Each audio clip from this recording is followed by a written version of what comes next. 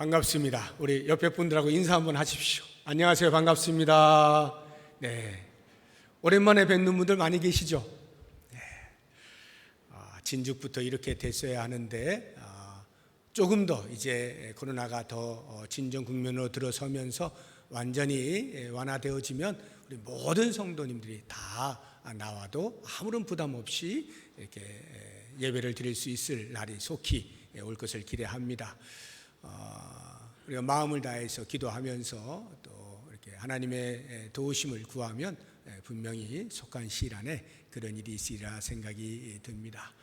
사실 코로나가 없었다고 하면 오늘이 이제 10월 셋째 주인데 우리 교회 그 계획대로 하자고 하면 가족사랑 축제를 하는 날이에요. 가족사랑 연합 예배를 오늘 드리는 날이거든요.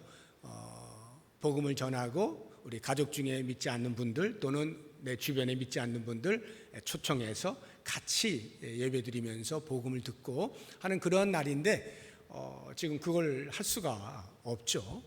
그래서 아쉬운 마음이 큽니다만 그래도 오늘 말씀을 통해서 우리가 왜 복음을 전해야 하는지 이 복음 전도에 관련해서 말씀으로 다시 한번 우리가 도전을 받고 기회를 얻는 대로 우리가 함께 힘을 합하면 좋겠다 싶어서 오늘 말씀을 이제 준비했는데 제 2차 선교 여행 세 번째 시간입니다.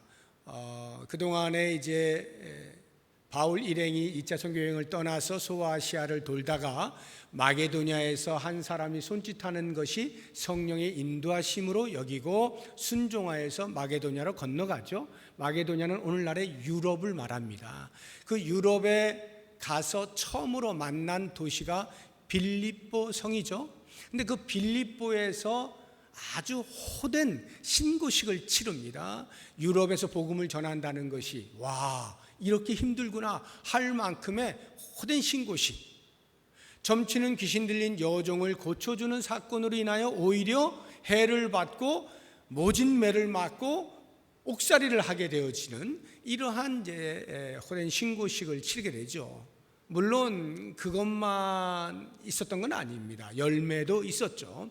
루디아라고 하는 여인, 유럽 최초의 핵심자이면서 유럽 복음화의 기틀을 마련한 루디아의 그 구원함도 있었고 또 그 감옥을 지키던 간수와 그 가족이 구원을 받는 그런 열매도 있었습니다. 이렇게 이제 빌립보에서 복음 전하는 것을 마치고 그 다음으로 가게 되어지는데 어디로 가는지 경로를 간단하게 우리 지도를 통해서 한번 보도록 하겠습니다. 지도를 보시게 되면 빌립보로 한번 표시해 주세요. 네, 그 빌립보 보이시죠? 거기에서 그 밑으로 내려가면 암비볼리라고 하는 곳이 있어요. 글씨는 빌립보의 왼쪽에 지금 써져 있습니다. 그 암비볼리까지 약 53km.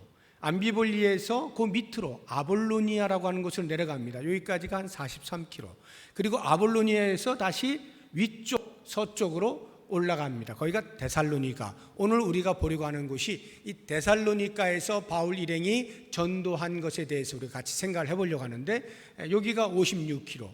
그래서 빌립보에서 암비볼리와 아볼로니아를 경유하여 데살로니가까지 가는데 152km를 이제 걸어서 이제 복음을 전합니다. 여기서 대전까지가 대충 한 170km 정도 되거든요. 그러니까 거기 좀 직전 거리 정도를 도보로 복음을 전하면서 다녔다 하는 것을 우리가 상상하면서 이 데살로니가에서 있었던 그 전도 사역을 통해서 우리가 교훈으로 삼을 만한 것 몇 가지를 이 시간에 같이 생각을 해보려고 합니다. 그 첫 번째가 바울의 전도 유형이에요.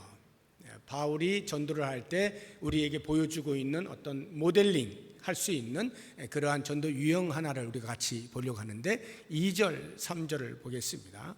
바울이 자기의 관례대로 그들에게로 들어가서 새 안식일에 성경을 가지고 강론하며, 거기 첫 번째 성경을 가지고 강론했다. 즉 성경을 사용했다는 것을 알 수가 있어요. 뭐 전도할 때 당연히 성경 사용하는 거죠. 그런데 지금 이 데살로니가에서 이 의미는요, 회당에 들어가서 지금 복음을 전하는 거잖아요. 회당이라고 하는 것은 그들이 가지고 있는 구약 성경을 날마다 읽고 듣고 배우고 가르치고 하는 것이 회당이에요.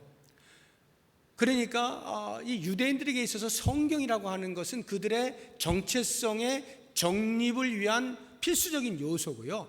뿐만 아니라 이 디아스포라 유대인들이 흩어져서 자기들의 그 유대인들의 어떤 그 유대감, 결속력을 다지기 위해서 반드시 필요한 것이 성경이거든요. 그러니까 유대인들에게 있어서는 최고의 관심사가 이 성경이에요. 바로 그것을 가지고 접근을 하고 있는 이런 전도법을 볼 수가 있어요. 그런데 반드시 그들의 필요한 것을 가지고 접촉했다 하는 것도 의미가 있지만, 그보다 더 중요한 것은 성경 안에 생명이 있잖아요. 그러니까 생명을 소개하고자 하는데 성경을 빼고서 불가능하겠죠. 그러니까 당연히 성경을 사용하는 거예요. 그리고 이제 성경을 강론을 할 때에 해석이 필요해요. 그래서 3절을 보면 뜻을 풀어 이렇게 돼 있죠. 푼다는 말은 성경을 열어서 그들로 하여금 보게 만든다, 이해하게 만든다는 것입니다. 특별히 그들이 간절히 기다리고 있는 메시아에 관련되어진 예언의 말씀들, 시편이나 이사야서에 보면 그런 말씀들이 많이 있어요.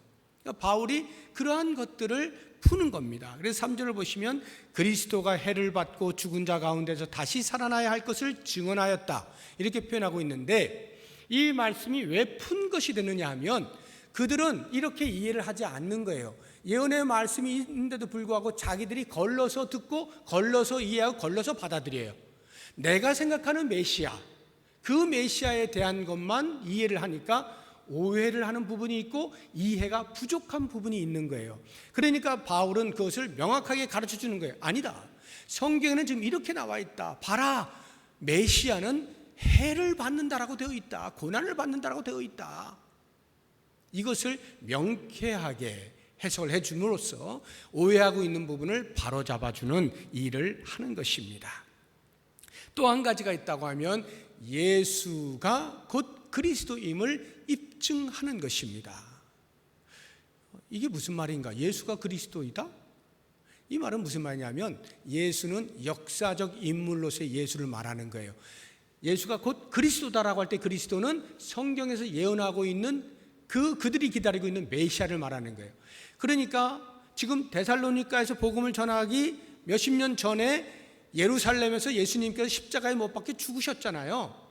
이 부분에 대한 그 역사적 예수가 곧 너희들이 기다리던, 우리가 기다리는 그 메시아라고 하는 것을 말해주고 있는 거예요. 3절 뒷부분을 보면 내가 너희에게 전하는 이 예수가 곧 그리스도라. 내가 지금 예수에 대해서 계속 얘기하고 있는데 그분이 바로 너희가 기다리고 있는 바로 그 메시아야 하고 이야기를 하고 있어요.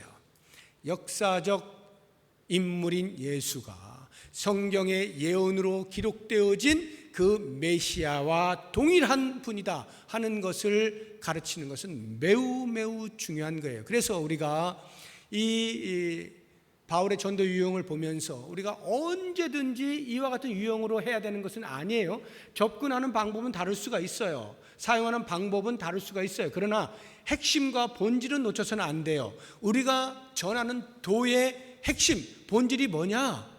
이 세 가지가 우리에게 잘 알려주고 있는 것입니다. 인류의 구원자로서의 예수 그리스도는 성경에 이미 예언되어져 있는 분이시다. 다시 말하면 갑자기 어디에서 뚝 떨어지신 분이 아니고 하나님께서 오래전부터 이미 구원의 계획 가운데에서 설정해 놓으신 분이시다 하는 것이고, 바로 그분이 육신의 몸을 입고 이 땅에 오셔서 하나님의 구원 계획을 실행에 옮기셨다 하는 이 부분과, 그래서 그 구원의 실행이 성취되기 위하여 예수님께서 십자가에서 못 박혀 죽으셨다, 우리의 모든 죄를 대속하셨다, 그리고 부활의 참 소망으로 다시 살아나셨다 하는 이것이 우리가 전할 도의 내용이에요. 이것을 믿으면 구원을 얻게 됩니다 라고 말하는 것, 이것이 전도입니다. 그래서 우리가 뭘 전해야 되느냐 할 때 가장 단순한 이거를 꼭 전할 수 있기를 바라고요. 그 다음에 우리가 이제 이 데살로니가에서의 전도 사역 중에서 살펴볼 것은 바울의 전도 습관입니다.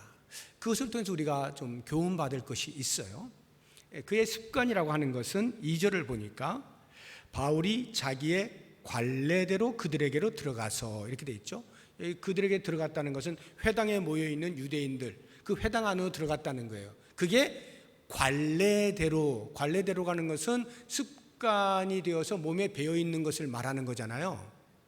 그런데 이 회당에서 전도하는 것이 과연 몸에 배어 있는 습관이냐, 그렇게 몸에 배어 있을 만큼 습관이 될 수 있는 것이었느냐 할 때는 좀 갸우뚱거려집니다. 왜냐하면 바울이 회당에 들어서 복음을 전할 때마다 좋은 결과가 있었던 게 아니에요.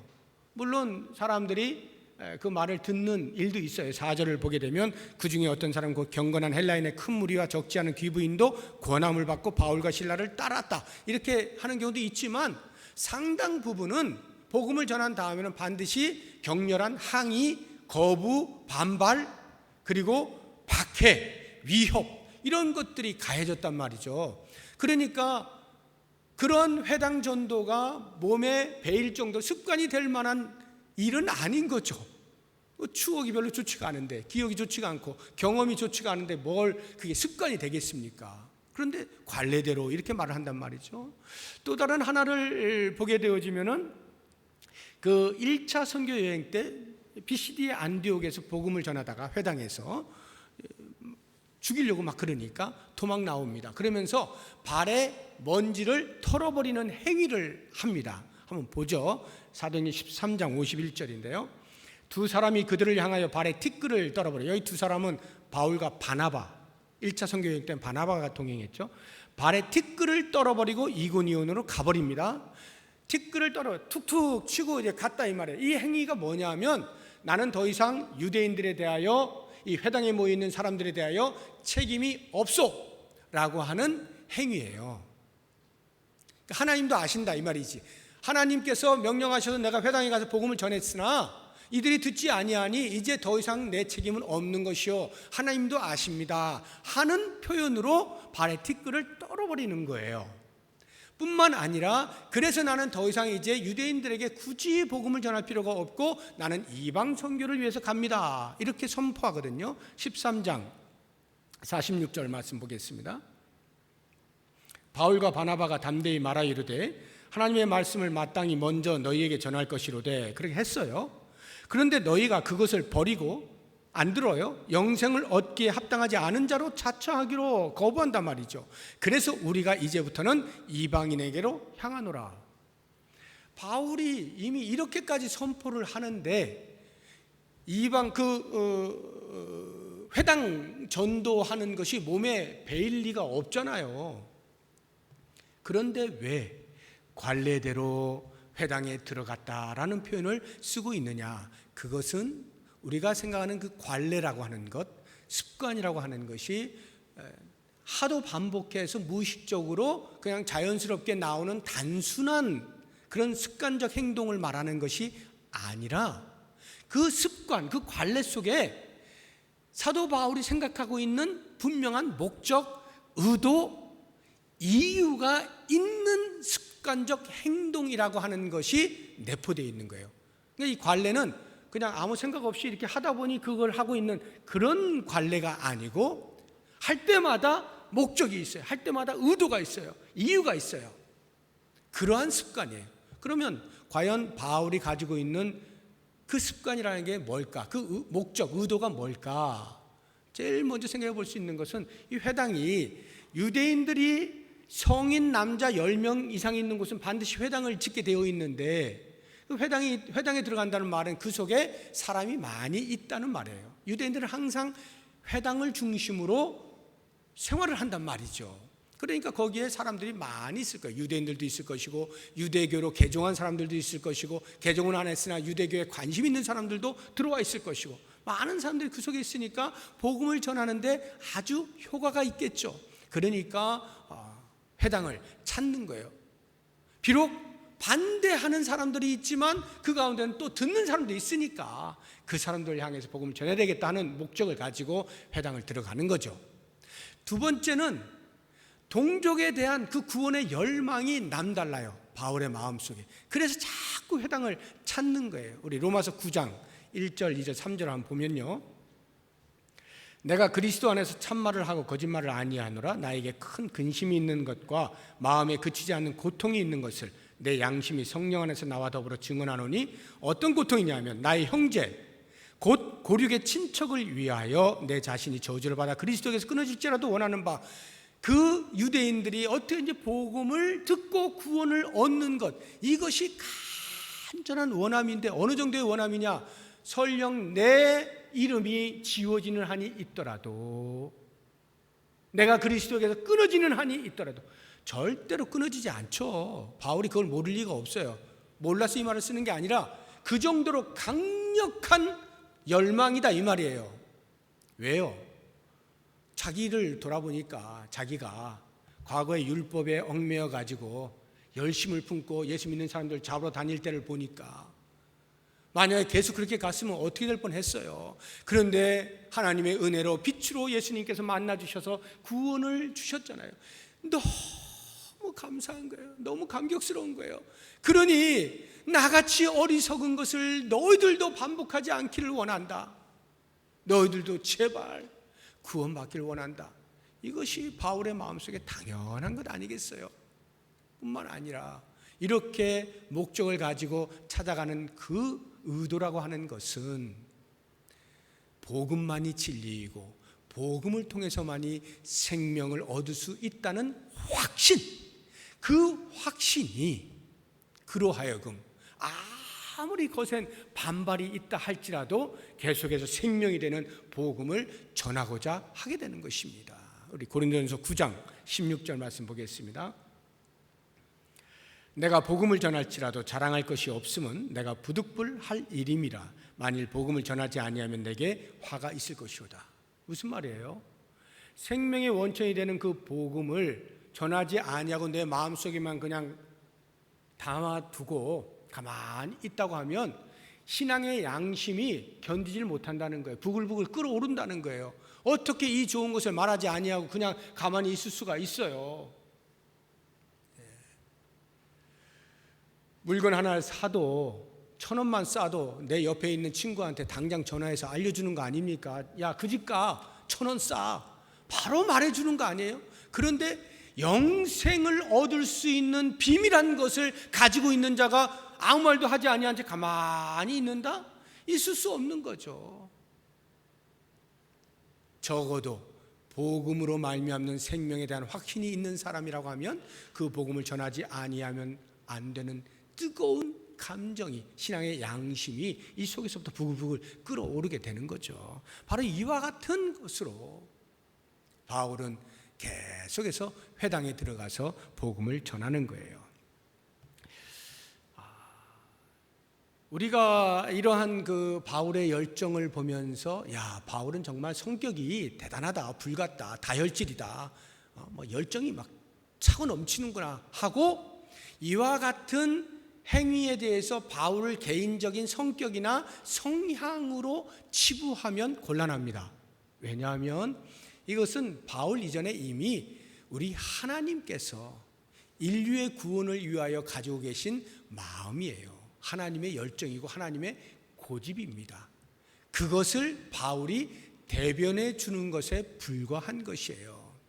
하나님이 우리 인류의 구원을 위해서 어느 정도의 열망을 가지고 계시는가, 예수님께서 비유로 말씀하신 것을 우리가 금방 엿볼 수가 있는데요. 마태복음 21장 33절 이하 좀 긴데 제가 빠르게 읽어보겠습니다.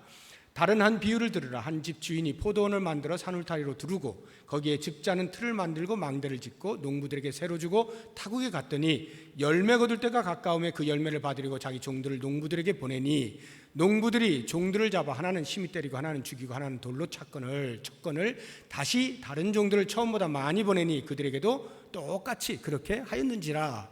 후에 자기 아들을 보내며 이르되 그들이 내 아들은 존대하리라 하였더니 농부들이 그 아들을 보고 서로 말하되 이는 상속자니 자 죽이자. 그의 유산을 차지하자 하고 이에 잡아 포도원 밖에 내쫓아 죽였느니라. 이 비유의 말씀을 하신 것은 예수님이 당신 자신이 지금 주인공이에요. 그 아들이라고 하는 것이 자기 자신을 가리키는 거잖아요. 그 농부가 그 집주인이 하나님을 비유하는 것이죠. 하나님께서 종들을 보내요. 그런데 농부들이 그 종들을 잡아 죽입니다. 집주인의 뜻을 전달하는데 듣지 아니하고 죽이는 거예요. 돌로 치는 거예요. 쫓아내는 거예요. 그러니까 집주인이 더 많은 종을 보내네요. 그런데 똑같이 해요. 그러면 그 정도 되면 이 집주인이 이제 분노를 할 만하죠. 분노도 대노를 할 만하죠. 감히 내 뜻을 어겨 내 뜻을 무시해 하고 조치를 바로 취할 수가 있는데 이 집주인이 그렇게 하지 않죠. 자기 아들을 보냅니다. 설마 내 아들의 말은 듣겠지. 그런데 그 아들이 상속자인 걸 알고 농부가 야 아예 상속자를 죽여버리면 그 다음은 끝나겠구나. 이 포도원이 다 우리께 되겠구나. 나쁜 마음을 품고 죽여버립니다. 이 비유가 지금 하나님께서 예수님을 이 땅에 보내셔서 그 예수님이 우리 사람들의 손에 의해 십자가에 죽으신 것을 지금 표현하고 있는 거예요.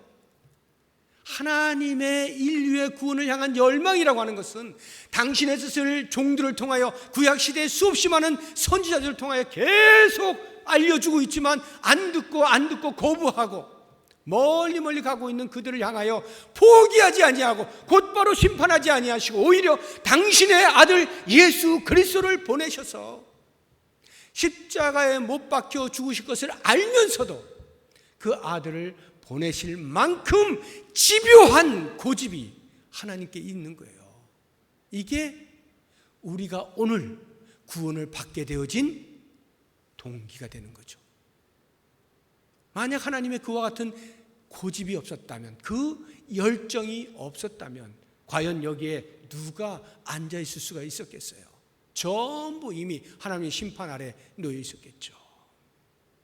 놀라운 일입니다. 그러므로 사랑하는 성도 여러분, 우리가 전도를 할 때 가끔 전도를 힘차게 이렇게 하시는 분들을 보면 참 이렇게 부럽기도 하고 이렇게 되지만 또 간혹 어떤 분들은 저렇게까지 유별나게 믿어야 되나 이런 생각을 하시는 분들이 종종 있는 것 같아요. 저렇게까지 유별나게 믿어야 돼? 저렇게 막 전도하면서 막 이렇게 띠띠고 말이지 그렇게 해야 되나? 사랑하는 여러분, 전도하는 것이 유별난 믿음이 아니라 안 하는 게 유별난 믿음이에요. 전도 안 하는 게 정말 유별난 믿음이에요. 어떻게 그런 믿음을 가질 수가 있어요? 생명을 부둥켜 안고 있는 사람이 그것을 아무 소리 안 하고 그냥 나 혼자 가만히, 이게 말이 되는 소리입니까? 정말 유별난 믿음이죠. 그거야말로 복음을 전하는 것은 너무나 자연스러운 거예요. 생명을 나누는 것은 너무나 자연스러운 거예요. 목사님, 저는 전도는 진짜 못해요. 나 뜨거워서 잘 못해요. 어떻게 사람들에게 지나가는데 예수 믿으세요? 나 뜨거워서 못해요. 여러분, 정말 나 뜨거운 게 뭔지 아십니까? 한 영혼이라도 구원하시고자 하는 하나님의 열심과 그 마음을 외면하는 것이 나 뜨거운 거예요.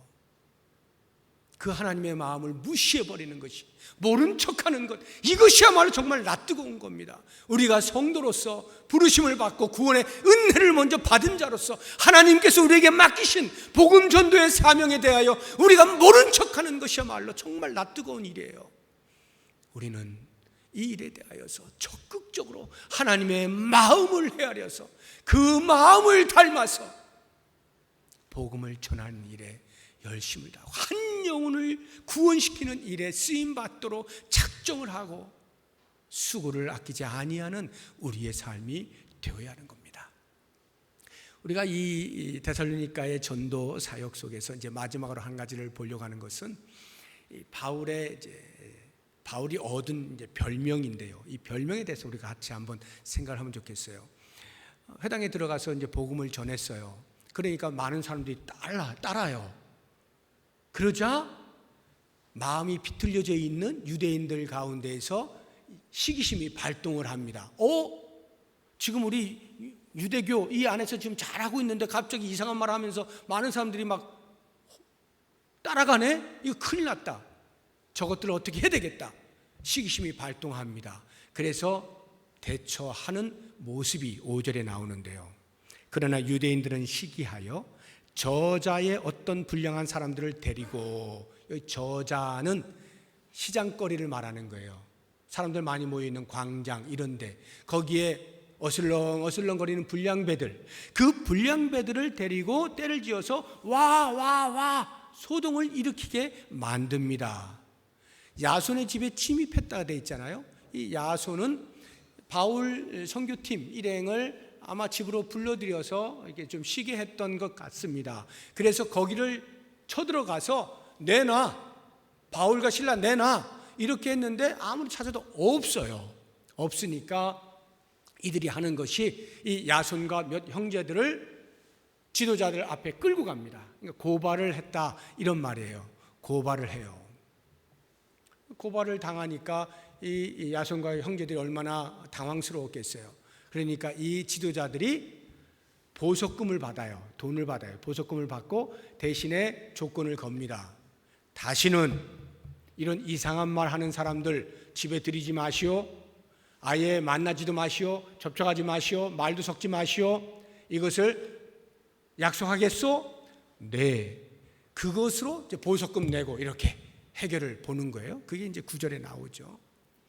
그 와중에 유대인들이 고발을 하는데 뭘 가지고 고발을 하겠어요? 지금 회당에 들어와서 그들이 볼 때 이상한 말을 해서 어지럽혔다 이 말이죠.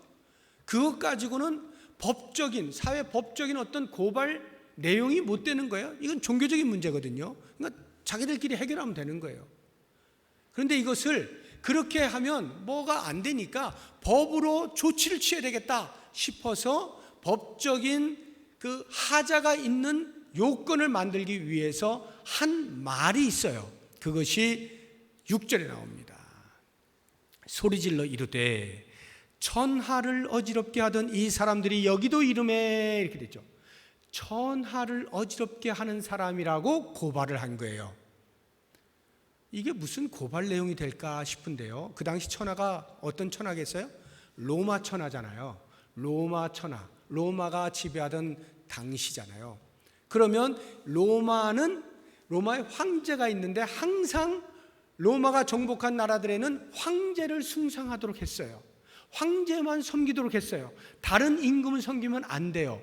그러면 천하를 어지럽혔다라고 하는 말은 그 황제 아닌 다른 왕을 섬긴다. 그래서 사회의 질서를 어지럽힌다. 이런 말이에요. 오늘날로 하면은 질서를 무너뜨리는 어떤 전문 대목군, 이런 사람으로 엮은 거예요. 그러니까 종교적인 문제를 정치화한 거죠. 그래야 법으로 걸 수가 있으니까요. 그래서 그들에게 주어진 별명 아닌 별명이 천하를 어지럽히는 사람들입니다.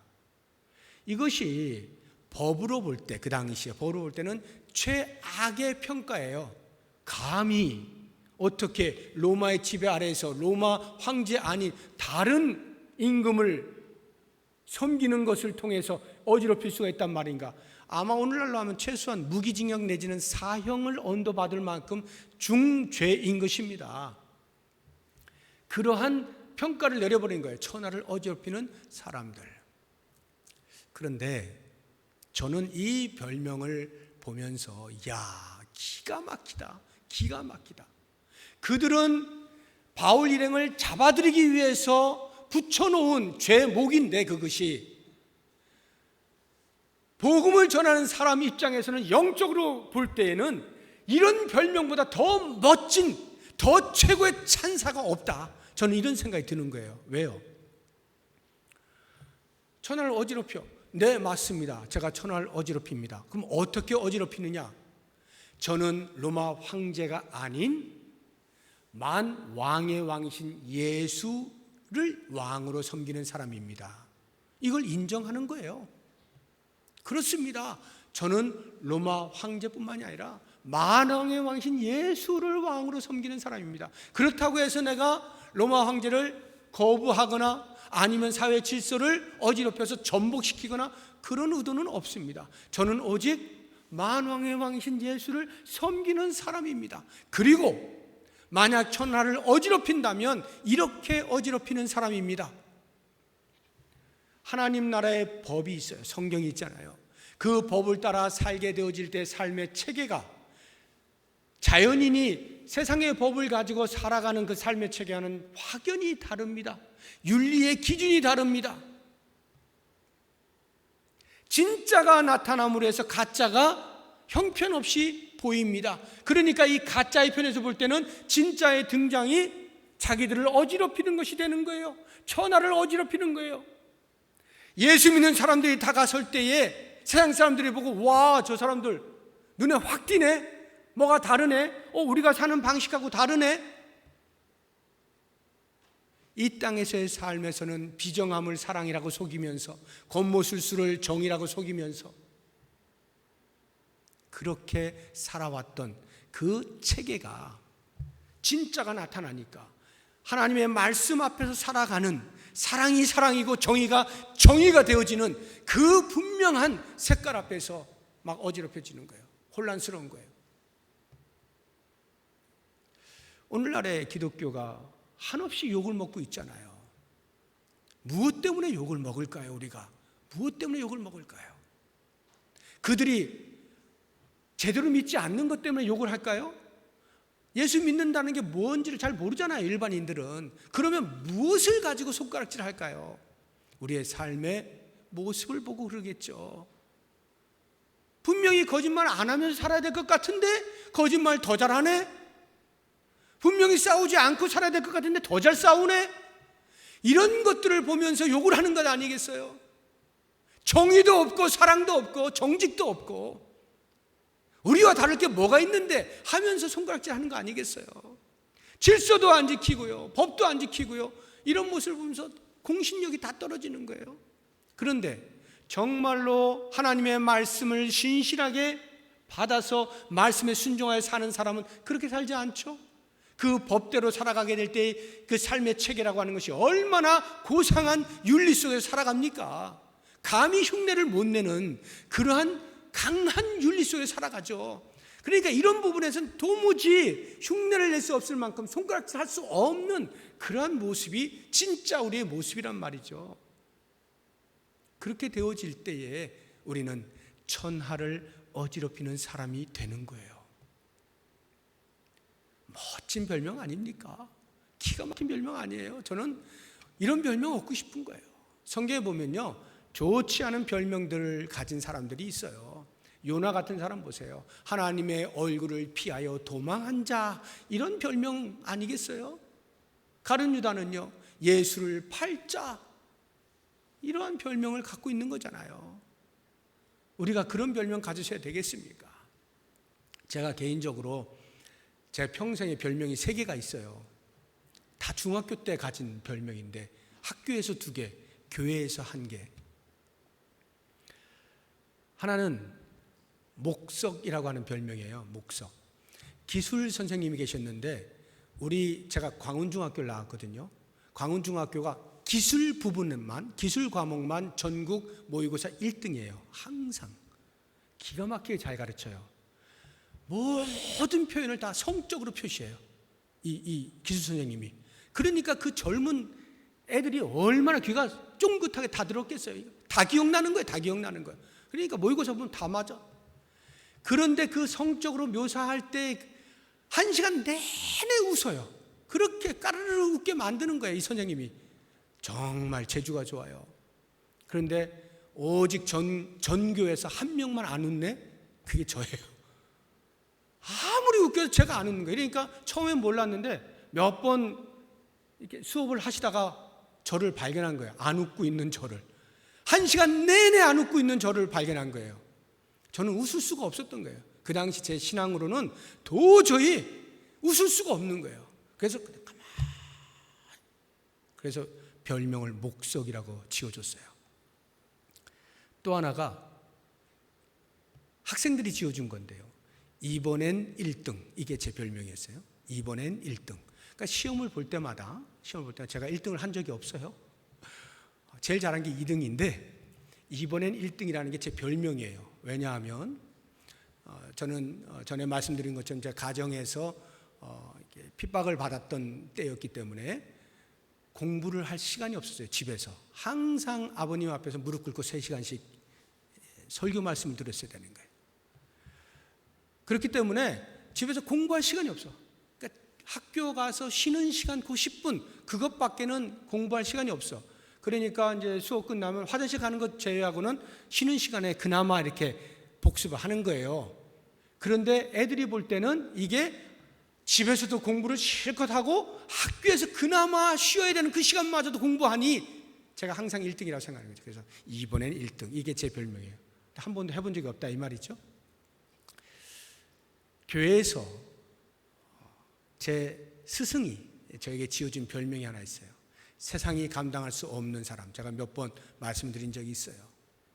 이렇게 이제 가정에서 핍박을 받으면서도 신앙 안에서 올곧게 고난을 이겨내고 하는 이런 모습으로 볼 때에 저를 가르치시던 장로님이 별명을 지어준 거예요. 세상이 감당할 수 없는 사람이다. 너는 세상이 감당할 수 없는 사람이다. 저는 그것이 지금도 제가 잊혀지지 않냐고 제 이메일에 제 닉네임으로 이렇게 써 있어요.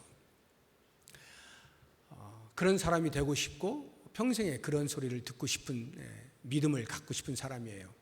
그런데 제가 이 말씀을 보면서 천하를 어지럽게 하는 사람들, 야, 이 별명도 정말 기가 막히다 이거. 진짜 내가 등장함으로 해서 이 세상이 흔들릴 수만 있다면, 내가 등장해서 그 밝은 빛 아래서 어둠이 고민스러워한다면, 야, 이건 멋진 별명이다. 성도가 가질 별명이다.